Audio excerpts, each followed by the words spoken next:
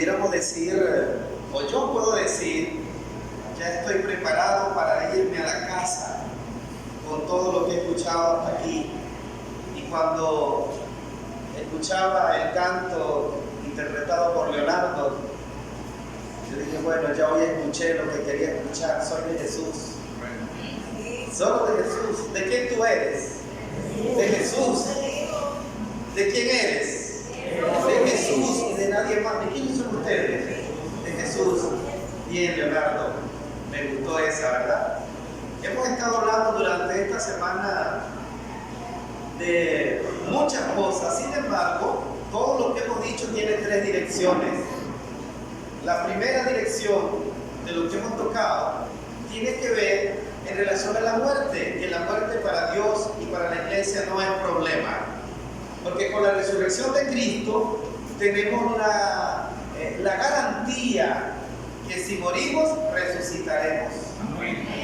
Para Dios la muerte es un sueño y no importa la edad que tengamos, seamos niños, jóvenes, adultos, muertos recientes, fresquecitos, aunque ya tengamos más de 4 días, si nos tocara morir, también Dios nos resucitará. Y lo otro que hemos hablado es en relación a la perfección humana. No podemos hablar de la perfección humana comparándonos con la perfección de Dios. Quien se compara con la perfección de Dios, entonces se desanima y dice, no, yo no puedo avanzar en este camino. Es muy difícil, porque está esperando no tener nada que le acuse. Quiero responderles a esa inquietud. Nosotros, para alcanzar la vida eterna, no tendremos nada que nos acuse, pero es Dios, es Jesucristo quien va a completar esa obra en nosotros. Y Él la completará en dos momentos de la vida del ser humano. El primer momento es cuando morimos, todavía no queremos morir. Él completará esa obra. Él pondrá su justicia en la vida de aquel que lo aceptó. Los méritos o la vida santa de Cristo se le atribuye al que muere en Cristo habiendo perseverado en el camino de la fe. De esa manera es que alcanzamos la salvación. Y la otra forma, cuando seremos perfectos, transformados, es cuando Cristo venga en la nube de los cielos y en un abrir y cerrar de ojos seremos transformados, lo mortal en inmortal, lo corruptible en incorrupción, y en ese momento igual resucitarán los muertos. Por eso debemos perseverar sin detenernos en el trabajo que hacemos con nosotros en la búsqueda de la perfección. Podemos tomar algunos ejemplos que encontramos en la Biblia, los citamos durante las noches. A ver, si hablamos de la perfección de Noé, ¿qué era lo perfecto de Noé? ¿Saben ustedes cuál era la perfección de Noé? Dice la Biblia que Noé anduvo en un camino perfecto. O sea, que la toma de decisión de obediencia a Dios cuando él construyó el barco era el camino de la vida de Noé perfecta. O sea, Noé tuvo una obediencia perfecta, pero en otras cosas no era perfecto, porque un día que hizo Noé, un día se pasó de copas y hasta la ropa perdió. Pero en la obediencia le obedeció a Dios en la construcción del barco, a pesar que nunca había llovido. Él dijo, yo voy a construir este barco porque le creo a Dios, y abandonó toda su vida secular y dedicó más de 120 años a construir el barco. Y al final Dios lo salvó del barco que construyó. Cuando hablamos de la perfección de Abraham, cuando fue a Egipto, le cayó a mentiras al faraón, le dijo que su esposa Sara era ¿quién? Era su hermana. O sea, Abraham mintió. Sin embargo, Dios dijo que era perfecto. ¿Qué era lo que Abraham tenía perfecto? La fe, dice la Biblia, la fe perfecta de Abraham. En lo demás, Abraham estaba trabajando. Y Dios completó la obra en Abraham. Pero tenía una fe intachable.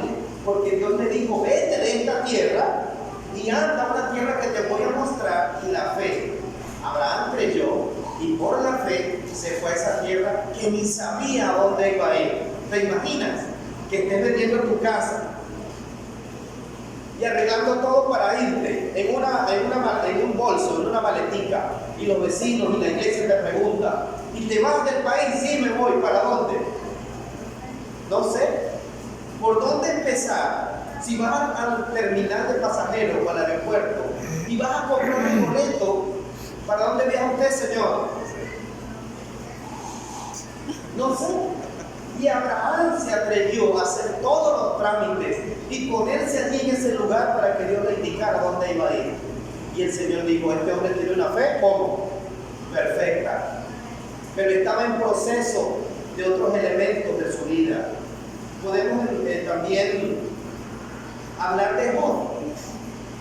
Aunque Job no renegó ni dijo expresiones que contradijeran o pusieran en tela de juicio su conducta en la obediencia a Dios, sin embargo, lo de Job podemos decir que Job tuvo una paciencia, una espera de manera perfecta en Dios. Si vamos donde David, ¿cometió errores David? Muchos. Y el Señor dijo, no vas a construir mi casa, porque tus manos están llenas ¿de qué? De sangre. Pero David tenía algo que era perfecto. Dice la Biblia, ¿cuál era lo perfecto de David? Su corazón. David dijo a Samuel, yo no miro lo que mira el hombre, yo no miro lo que miran las personas, yo estoy viendo su corazón. Y el corazón de David era conforme al corazón de Dios.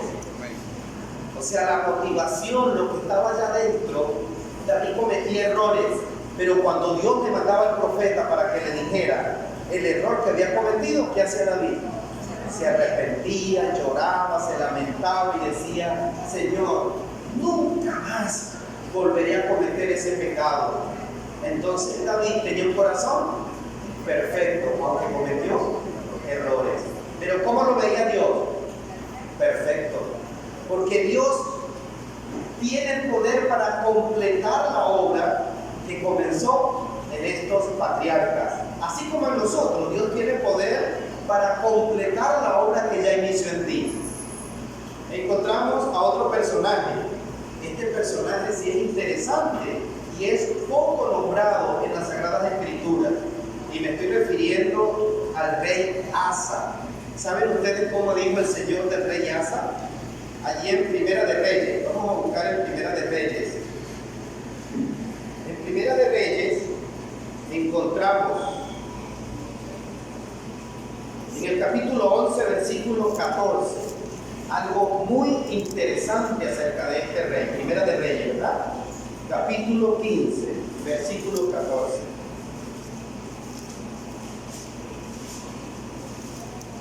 Dice la palabra del Señor.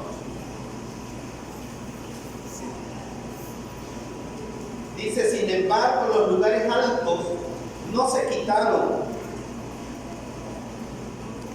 Con todo, el corazón de Asa fue como perfecto.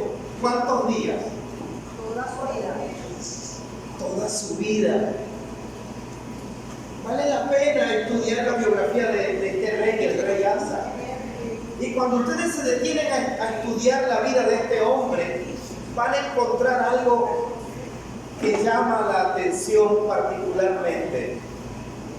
Porque su abuela, su mamabuela, la reina, ¿saben qué hizo la reina? Construyó una esfinge, una imagen de acera. ¿Y qué dijo el rey? No, abuelita, tú eres mi abuela, pero en mi reino no hay idolatría. Le quitó la investidura de reina. Le dijo, los privilegios de reina que te da el reino porque Dios es quien estableció esta dinastía, tú no lo mereces porque tú has construido ídolos. ¿Te imaginas eso? un nieto diciéndole a la abuela, ya no más beneficios, porque tu vida no está acorde con los planes de Dios. Cuando lean la historia van a encontrarse ustedes con eso. Entonces, mis queridos hermanos, mis apreciados amigos, podemos ver claramente que Dios es el único perfecto.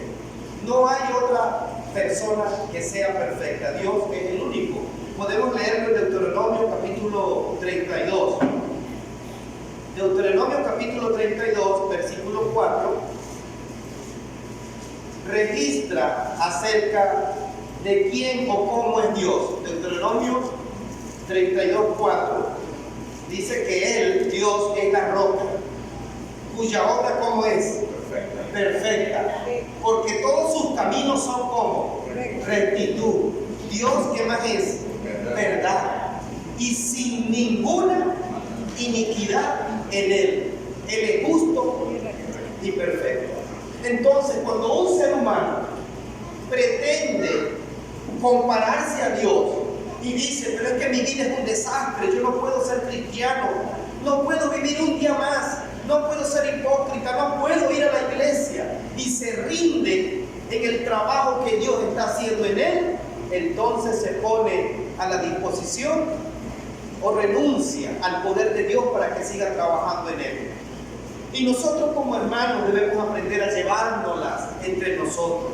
Porque es posible que alguien aquí diga, Dios me ha cambiado, Dios me ha transformado, yo soy una nueva criatura desde que conocí a Cristo, yo ahora soy un angelito, un pan de Dios, porque Él se está comparando con Él como era antes. Pero cuando usted lo observa y le ve que todavía le falta, usted dice, no, pero para mí todavía es un hijo de las tinieblas. Pero él siente cuánto su vida ha progresado. Y entonces nosotros llegamos y nos juzgamos a nuestra medida, a nuestro juicio. Una vez fui a predicar a un lugar del centro del país. Y prediqué en uno de los barrios fuertes de esa ciudad.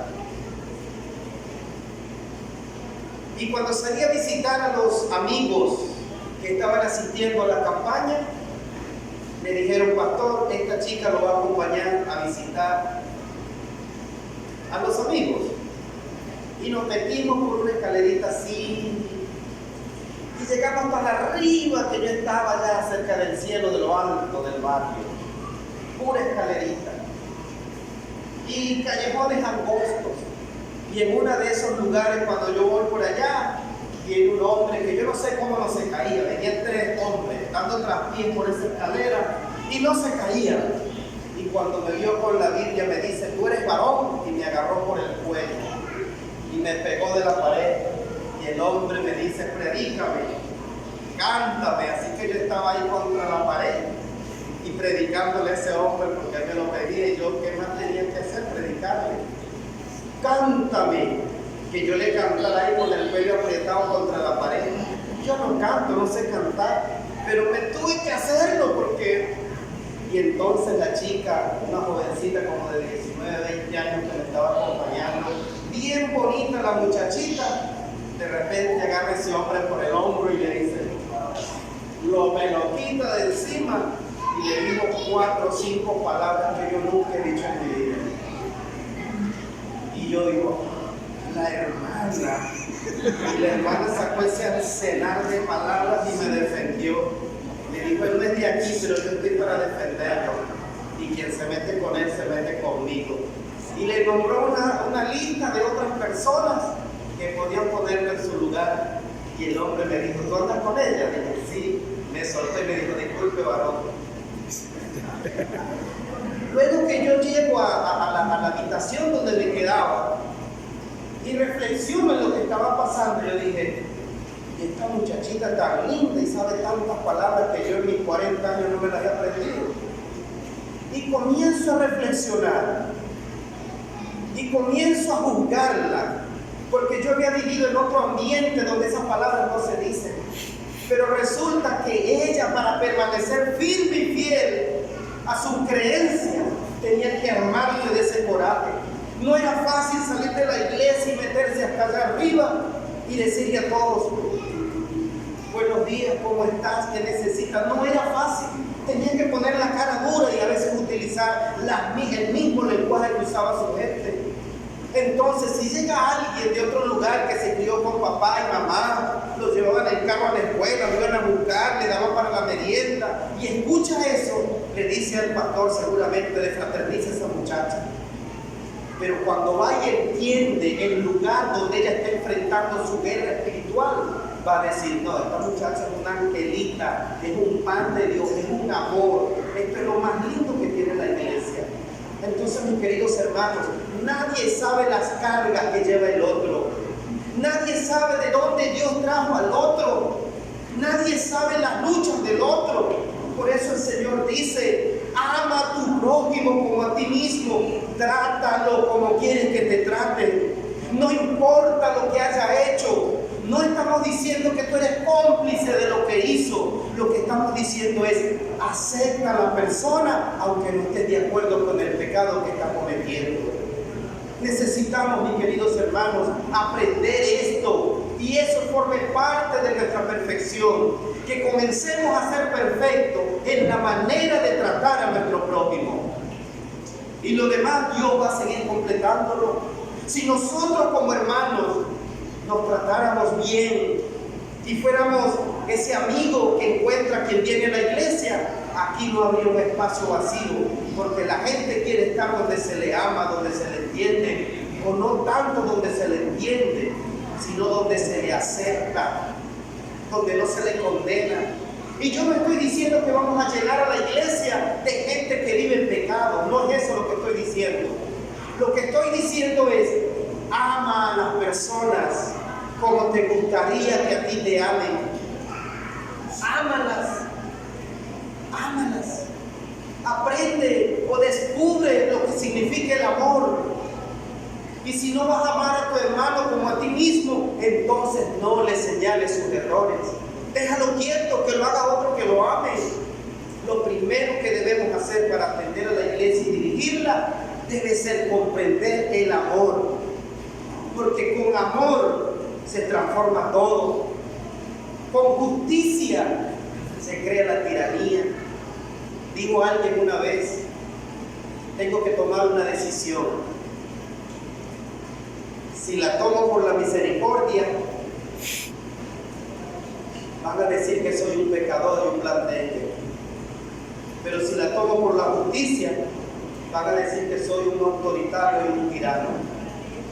¿Por cuál de las dos tomo la decisión? Y entonces dijo una palabra que se me grabó. Prefiero equivocarme por la misericordia que quedar marcado como alguien tirano por la justicia. Nadie sabe de juicio hasta que no está en la silla de los acusados. Nadie sabe de amor hasta que no siente la necesidad que se le ame. Por eso, mis queridos, el Señor lo dijo de una manera amplia y clara. Ama a tu prójimo como a ti mismo. Y entonces digo, hay un segundo mandamiento que es parecido. Ama a Dios sobre todas las cosas. Y allí donde está el problema de nosotros los seres humanos, en la manera como tratamos a los demás. Allí donde está el problema. Pero debemos entonces, mis queridos hermanos, debemos nosotros pedirle a Dios que nos ayude a entender lo que Él quiere hacer de nuestra vida, lo que Él quiere hacer en los años que nos da de vida. ¿Cuándo comienza? Una pregunta que surge. ¿Cuándo comienza Dios a trabajar en nuestra perfección? ¿Desde qué momento Dios dice, ok, desde esta fecha para adelante, ahora voy a trabajar en la perfección de mis hijos? A ver, ¿desde cuándo, hermano?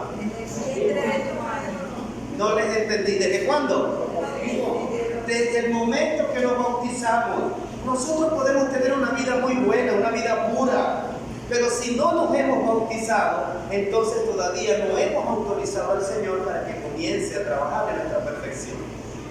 Porque antes de bautizarnos, somos hombres y mujeres, nacidos ¿de qué? De carne, nacidos de mujer. Pero después que nos bautizamos, somos nacidos del agua y del Espíritu, comienza a engendrarse en nosotros una nueva criatura. Y esa nueva criatura es la que Dios está trabajando para hacernos como perfectos. ¿Qué significa entonces el bautismo? ¿Qué es el bautismo? El bautismo es el acto por medio del cual confesamos el nombre de Cristo públicamente. El bautismo es el medio por el cual aferramos nuestra fe a la muerte y a la resurrección de Cristo, y creemos que así como Cristo resucitó de los muertos, también nos resucitará a nosotros a la hora de morir, después que muramos cuando Cristo aparezca en la segunda venida. A través del bautismo reconocemos públicamente a Cristo como nuestro Señor y nuestro único y suficiente Salvador. A través del bautismo,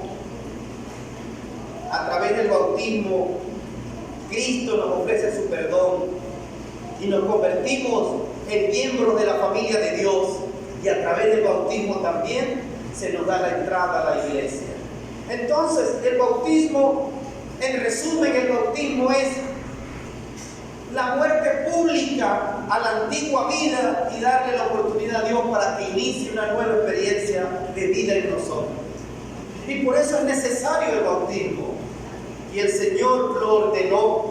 Él dijo que el que fuere bautizado, ¿qué más dijo? El que creyere y fuere bautizado será salvo. Porque Él está diciendo el que crea debe manifestarlo públicamente. ¿A través de qué? Del bautismo. Si alguien dice que cree, bien, le respetamos su creencia o su opinión. Pero para mostrar con hechos que creemos en Dios, debemos dar el paso del bautismo. Y en esta mañana hay personas aquí que ya han tomado esa decisión de ser bautizados. Cuando leemos en San Mateo, en el capítulo 3, San Mateo capítulo 3, encontramos algo muy interesante en relación a la vida de Jesús. San Mateo capítulo 3, versículos 13 y 15. Dice la palabra del Señor. Dice: entonces Jesús vino de Galilea a Juan al Jordán.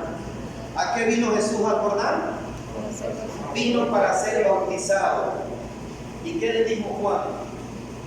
Dice aquí el versículo 14, dice: mas Juan se le oponía diciendo: yo necesito ser bautizado por ti, y tú vienes a mí para que yo te bautice. Juan se oponía, y entonces Jesús dijo: deja ahora, porque así conviene que cumplamos toda justicia. Y entonces Juan lo bautizó. San Mateo capítulo 3, del versículo 13 al 15. Entonces Jesús se bautizó. ¿Podemos nosotros hacernos alguna pregunta? ¿Tenía necesidad Jesús de bautizarse? No, porque el bautismo es el inicio de una nueva vida. Jesús es el Hijo de Dios. No necesitaba en el sentido de la persona, pero sí lo necesitaba en el sentido del ministerio que estaba iniciando. Para emprender esa nueva etapa de ministerio salvífico, Jesús debía bautizarse. No por lo que Él había hecho, sino por lo que Él iba a hacer. Y entonces el bautismo de Cristo para cumplir toda justicia. Y si Cristo se sometió al bautismo, entonces nosotros aún más lo necesitamos. Pudiéramos preguntarnos, pudiéramos hacernos algunas preguntas. ¿Y qué de la vida de aquellos que aparecen en la Biblia como se salvaron y no fueron bautizados? Y algunos nombran al ladrón en la cruz. Bueno, él no podía pedir permiso para bajarse de la cruz y decirle a Pilato o a los soldados: por favor, me dan media hora, me bajo, me bautizo y me vuelven a quitar aquí. Él no podía hacerlo. Sin embargo, la justicia de Cristo, ¿qué hace con ese tipo de personas? le cubre. El bautismo es un requisito para entrar a la familia de Dios. Cuando leemos nosotros, allí en Primera de Pedro, en el capítulo 3, versículos 20 y 21, encontramos una declaración del apóstol que debemos considerar en este momento. Primera de Pedro 3, 20 y 21 dice: los que en otro tiempo desobedecieron, cuando una vez esperaban la paciencia de Dios en los días de Noé, mientras se preparaba el arca, en la cual pocas personas, es decir, 8, fueron salvadas por agua. El bautismo que corresponde a esto ahora nos salva. ¿Estamos viendo lo que dice la palabra de Dios? Los 8 que se salvaron del diluvio tuvieron que bautizarse, pero el bautismo de ellos fue la manera que Dios les estableció. Dice que en el diluvio, aunque estaban dentro del barco, eso Dios se lo tomó, que fueron salvos por las aguas. Así lo dice el apóstol. El pueblo de Dios, cuando salió de Egipto, debía bautizarse para formar parte del pueblo de Dios. Vamos a leer en Primera de Corintios, en el capítulo 10. Primera de Corintios, el capítulo 10, versículos del 1 al 6. Podemos comprender un poco más lo que dice el apóstol Pablo en relación a este tema. Dice: porque no quiero, hermanos, que ignoréis que nuestros padres todos estuvieron ¿dónde? Bajo la nube, y todos pasaron ¿qué? El mar. ¿Qué sigue diciendo los versículos siguientes? Y todos en Moisés fueron ¿qué? Bautizados ¿dónde? En la nube. ¿Y dónde más? En el mar. Entonces, cuando cruzaron el mar rojo en seco, todo el pueblo, el Señor eso se lo asignó como el bautismo de la iglesia de Israel cuando salió de Egipto. Pero en el Nuevo Testamento el Señor lo declara de una manera abierta. Él dice: el que creyere y fuere bautizado, ¿qué va a pasar con él? Será salvo. El bautismo por inmersión significa la muerte a la antigua vida o la muerte al mundo y la resurrección ¿para qué? Para Cristo. Entonces, mis queridos hermanos, vale la pena, o toda persona tiene que ser bautizado para alcanzar la vida eterna. Nosotros debemos predicar el Evangelio y llevar a las personas al punto a que decidan si se van a bautizar o no se van a bautizar. Debemos hacerlo de esa manera. No es solamente darle la información y dejarlos y orientarlos o llevarlos hasta el bautismo. Tenemos que decirle a la gente, hacerles el llamado a que se bautice. Hay una historia que ocurrió en el África Central. Dice que había una mujer africana, llamada algo como Yadira. Dice la historia que esta mujer estaba asistiendo a la iglesia donde se predicaba la palabra de Dios. Y un día le manifestó a su esposo y le dijo: me voy a bautizar. Y el esposo le dijo: si te bautizas, te voy a matar. Porque en ese momento el hombre era como el dueño de la mujer en todo sentido. Y mostró su cuchillo de caza, un cuchillo muy afilado, acerado, duro, bien amolado. Y le dijo: si te bautizas, te voy a matar. Y la mujer, siendo noble, siguió estudiando la Biblia. Y un día, antes de salir a la iglesia, un sábado de mañana, fue y se arrodilló delante de su esposo, como lo manda la cultura, y le dijo: hoy es mi bautismo. Y el esposo le dijo: ya tú estás clara lo que voy a hacer si te bautizas. La mujer fue a la iglesia y se bautizó. Y alabó el nombre de Dios porque pensaba que tal vez era su última vez en la iglesia. Porque en algunos lugares de este mundo, de este planeta, hacerse cristiano o bautizarse es una situación de vida o muerte literal. Hay lugares donde los países, por norma, por decreto, por la Constitución, no aceptan la religión cristiana. Y el que cambia de religión selló su muerte. Va a tener persecución y muerte. En este pleno siglo, estamos hablando de este siglo, de este año 2024. No estamos hablando ahora del año de cuando sucedió esta historia. Estamos hablando de este presente. Pero aquí en los países latinos, nosotros tenemos la plena libertad de escoger cuándo nos bautizamos, el día que nos vamos a bautizar, la hora donde nos vamos a bautizar y el lugar donde vamos a ser bautizados. Hay otros lugares donde esto no existe, porque primero no hay un pastor cercano, luego no predican a Cristo ni el bautismo, y cuando predican en una campaña es cuando llega la oportunidad de ser bautizado. Y otras razones donde no hay bautismo, porque no hay agua tampoco. Contaba un pastor que fue una vez a la India, y en el lugar donde estaba no había agua. Y el agua que había se la administraban a los animales. Y estaba la batea donde le daban agua a las vacas y a los caballos. Y él vio la batea y dijo, ahí cabe una persona. Predicó, hizo el llamado. Y en el agua de los caballos, allí hizo su bautismo.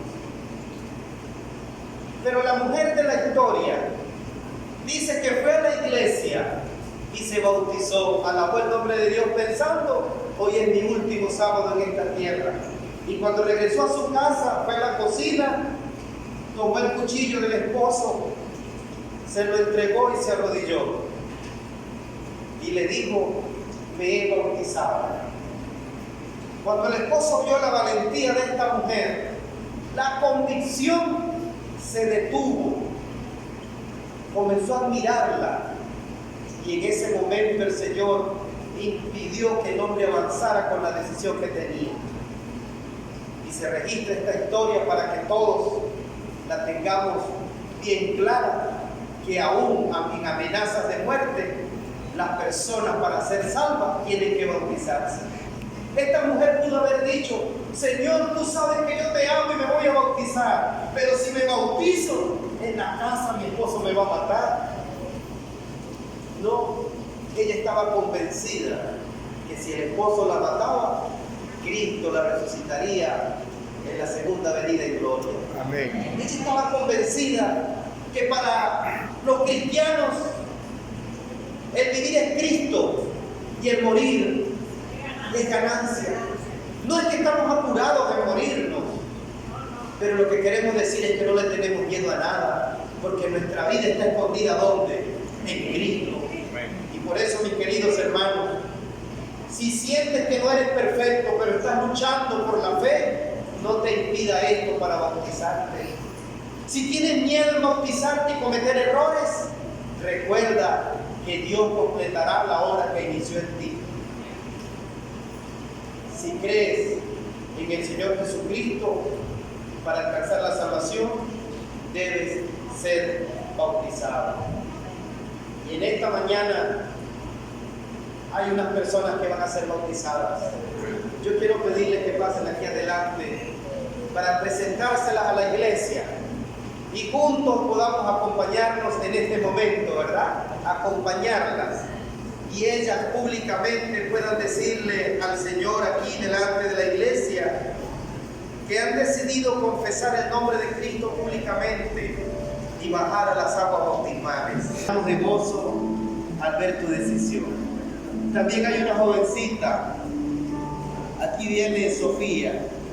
Sofía también está dispuesta hoy a sellar el pacto con el Señor de manera pública y voluntaria.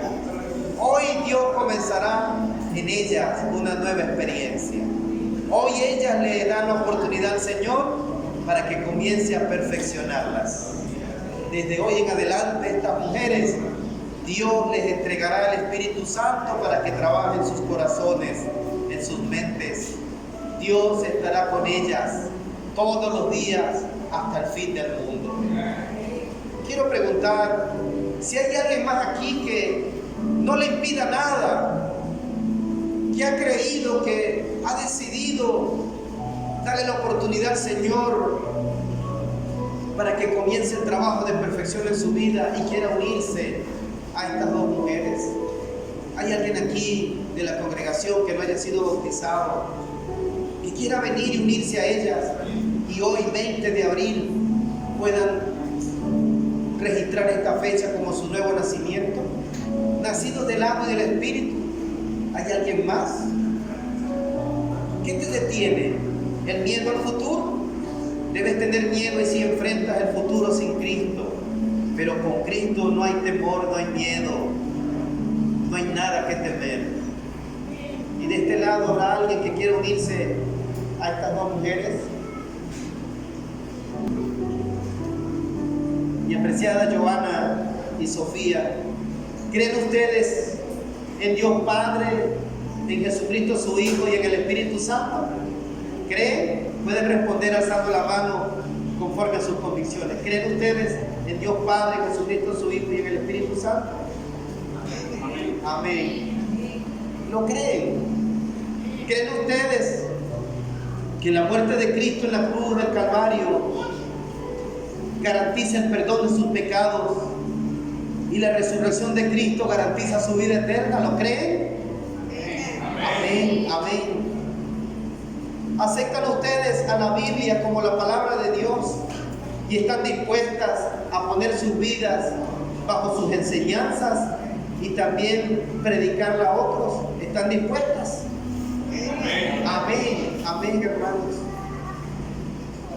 ¿Aceptan ustedes los 10 mandamientos de las Sagradas Escrituras como vigentes, incluyendo el cuarto mandamiento, y están dispuestas a obedecerle a Dios guardando sus mandamientos? Amén. ¿Aceptan ustedes que su cuerpo es templo del Espíritu Santo y se comprometen delante de Dios a cuidar el cuerpo absteniéndose de comidas que dañan el organismo, o de películas que dañan la mente, o de bebidas que dañan el cuerpo? ¿Están dispuestas a cuidar sus vidas, su cuerpo como templo del Espíritu Santo? Amén. Amén. ¿Se comprometen ustedes con Dios y la iglesia a utilizar sus dones, talentos, su influencia personal, siéndole fieles en los diezmos y las ofrendas para contribuir en el avance de la obra de Dios aquí en la tierra? ¿Están dispuestos a trabajar para Dios en la iglesia? Amén. Amén. Mis queridas hermanas, ¿quieren ustedes ser bautizadas por inmersión y formar parte de la iglesia adventista del séptimo día, ser miembros de la iglesia aquí en Altavista, en la iglesia de Altavista? ¿Están dispuestas? Amén. ¿Alguien aquí que apoye el bautismo de ellas? Amén. Los que estén de acuerdo que ellos sean miembros de esta iglesia, alzando su mano, apenas sean bautizadas, ellas serán miembros de esta congregación, como lo manda la ley, con voz y con voto. Vamos entonces a permitirles que ellas vayan a prepararse para el bautismo, y también el pastor va a condicionarse para realizar el bautismo que ellas